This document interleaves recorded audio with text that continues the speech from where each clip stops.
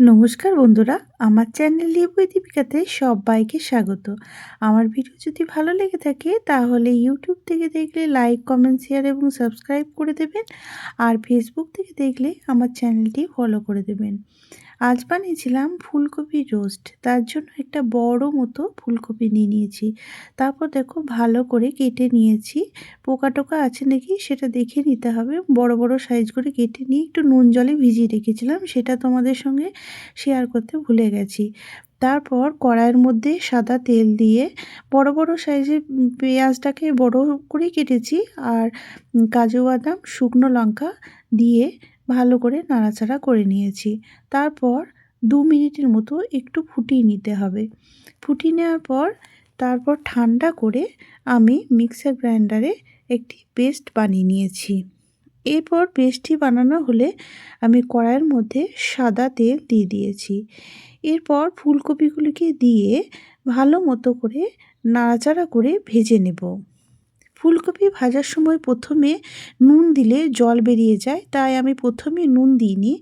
গাগুলি বেশ লাল লাল করে ভাজা হয়ে গেলে তারপর নুন দিয়ে ভেজে নিয়েছি। তবে এক্ষেত্রে অল্প নুন দেবে, বেশি নুন দেওয়ার দরকার নেই। তারপর ভাজা হলে একটি পাত্রে তুলে নিয়েছি। এরপর কড়াইয়ের মধ্যে আবারও সাদা তেল দিয়ে গোটা গরম মশলা দিয়ে দিয়েছি। আমি এলাচ আর দারচিনি দিয়েছি। তারপর ওই পেস্টটিকে দিয়ে দিয়েছি।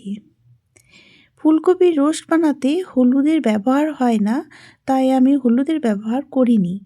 এরপর রসুন বাটা, আদা লঙ্কা বাটা দিয়ে দিয়েছি, আর দিয়েছি কাশ্মীরি লঙ্কা গুঁড়ো, তাহলে কালারটা বেশ ভালো আসে। আর পরিমাণ মতো নুন আর চিনি দিয়ে দিয়েছি। ফুলকপির রোস্ট একটু মিষ্টি মিষ্টি ভালো লাগে।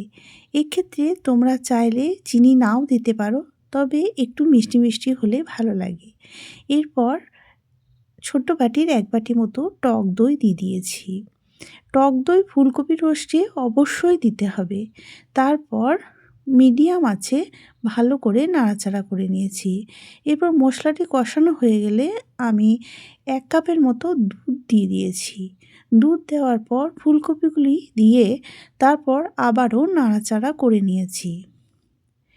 এরপর ভালো মতো কষিয়ে নিয়ে এই ফুলকপির রোস্টটিতে কিন্তু জল দেওয়া চলবে না। তারপর উপর থেকে গরম মশলা ছড়িয়ে দিয়েছি। এটা তোমরা ফ্রায়েড রাইস, নান সব কিছুর সঙ্গেই সার্ভ করতে পারো। মাছ মাংসর সঙ্গে টেক্কা দিতে পারে এই ফুলকপির রোস্ট। শীতকালে একবারও হলে বানিয়ে দেখো, অসাধারণ টেস্ট।